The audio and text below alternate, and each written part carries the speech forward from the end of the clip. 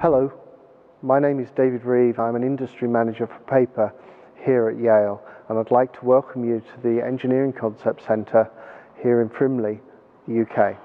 This truck is enhanced with a number of features that enable us to provide a full operational truck in the paper and recycling industries. As part of our industry development in the paper industry, we held a number of meetings with various different companies here in the UK and across Europe to learn about what the paper industry and the recycling industry needed from us here at Yale. Paper debris is a common theme both in paper manufacture and recycling, and it's made up of dust, it's made up of big sheets, it could be made up of any packaging material. Now once that is combined with water, rain, it becomes a horrible glutinous mass which actually will stick to any surface, including a forklift truck. All this glutinous mass increases the risk of fire on site, and our main solution was to provide a truck that was not a potential heat source. So what have we done with this truck? It's a standard VX35 Veracity Yale truck with a capacity of 3.5 metric tons. So I want to guide you through these features on this particular truck. Here at the front end, we've got a standard Bolzoni Aramo bale clamp, capacity 3 tons. Going backwards on the truck, we actually have a rubber cover mount over the front drive axle. This is again to provide debris protection. We also have a dampener on the mast, hydraulic dampener, which allows us to run this truck on very uneven ground with a full load. Low air intakes to protect paper getting into the truck. We also have air intake system linked to the full air filtration. This is to provide fresh air to the engine away from as much dirt and dust as we can possibly do. You can see the high air intake coming down the frame into the tube, into the filtration box, which then feeds the engine.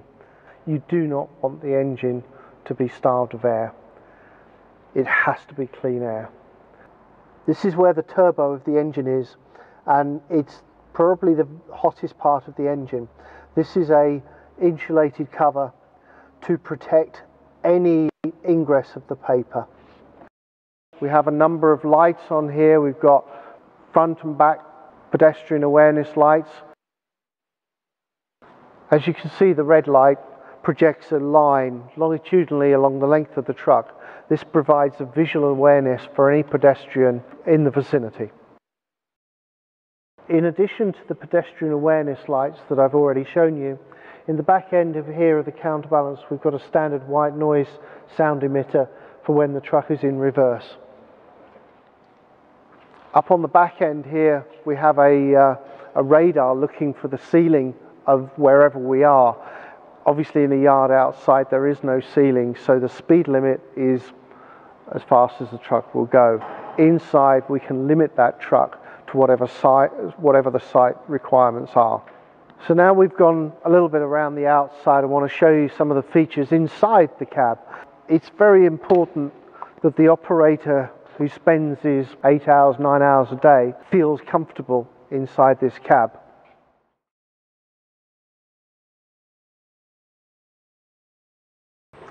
So now we're sitting in the cab, and as you can see it's a pretty comfortable environment. We've got a fully adjustable seat, both for rake and fore and aft. Fully interlocked seat belt, so that the operator has to wear it when the truck is operating. Also got a fully adjustable steering wheel. We also have a compressor to give us a full suspension seat. Gives me a good comfortable environment to work in. Mounted on the universal mount we have a phone holder. It could easily be a barcode reader or another accessory. To power these accessories we have a 12-volt USB power source. Still in the cab, again for operator comfort, we have a full DAB radio connectivity to Bluetooth, and actually another USB port. In the cab again, we have the Yale Vision Telematics wireless asset management technology, which can help further increase a business level of efficiency and productivity and return on investment by facilitating the monitoring and recording and the reporting of the truck activities. One of the other features of the cabin that I wanted to draw your attention to is the fitment of this noise reduction matting. Another feature of this truck is underneath here. We have a physical barrier, complete belly pan underneath the truck, unlike the other standard trucks that are completely open. This stops any debris coming up into the truck. I want to draw your attention to the rear steering axles here. Some of you have noticed this cover. It's actually a ballistic nylon Kevlar, and what it's to do is to stop the bale wire actually penetrating and allowing grease, dirt, rubbish onto the cylinder. Looking through the counterbalance, you can see the exhaust system, and at the low extremity we've got an insulated blanket. Again, it's to stop the glutinous mass sticking to hot exhaust. Whilst we're round the back here of the counterbalance, I wanted to give you a demonstration of how a truck is normally cleaned, whether it's at a paper mill or a recycling yard. So now I've got the airline in the counterbalance, which is how a normal operator would clean it, and obviously, as you can see, the chances of damaging the radiator are quite high. On the setup here we have a standard radiator, and I want to demonstrate how we would normally clean the radiator on a truck to overcome the overheating issues. Again, I'm at the counterbalance end. I have an airline, and I'm going to blow the air this way against the engine. In normal circumstances, that's the way you clean the radiator, and it will blow off all the air very nicely. However, because you can't see the radiator from the counterbalance, you don't know how far to push the airline. And what sometimes happens is that you hit the radiator, which actually damages the fins. You can see them. So now we've done the setup on the bench, I'd like to show it to you on the actual truck. The engine's running. I'm going to throw some paper in. This is what happens in normal life.